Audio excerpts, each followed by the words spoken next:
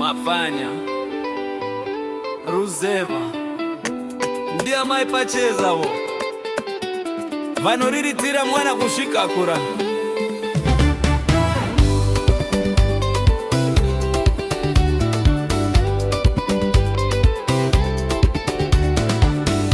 Zuva rinotononoka kubuda kuti panguva yekuwadzana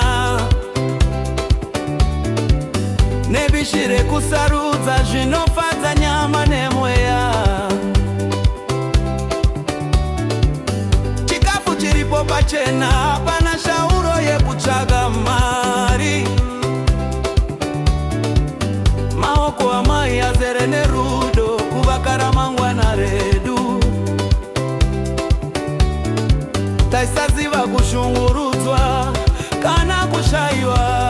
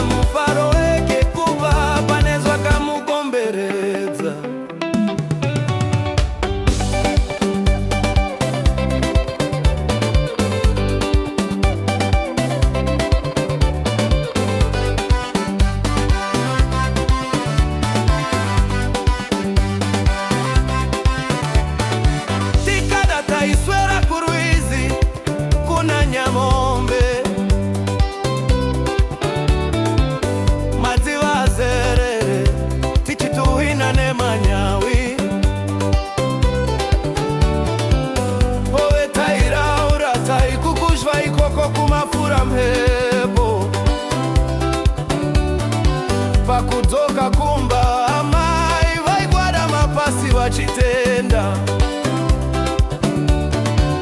Isu vanaomba rume tadzoka takagukuchira. Mbuya nyanguru vachipururudza nerudo. Toreva zvedu nemanyawi kupfura gomo reinyanga.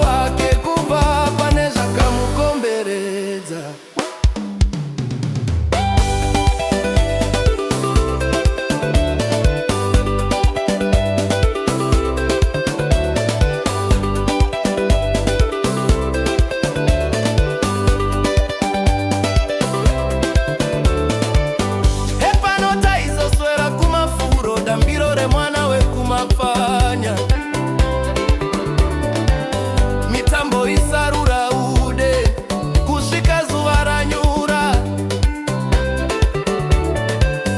Sango raitipa fudo nguva dzose, michero inotapira nainovavira.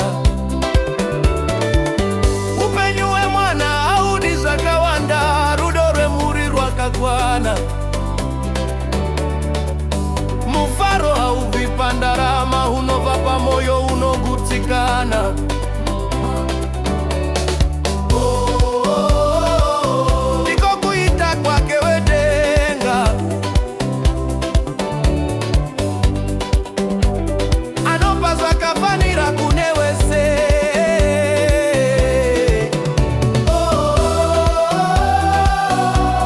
Mazuva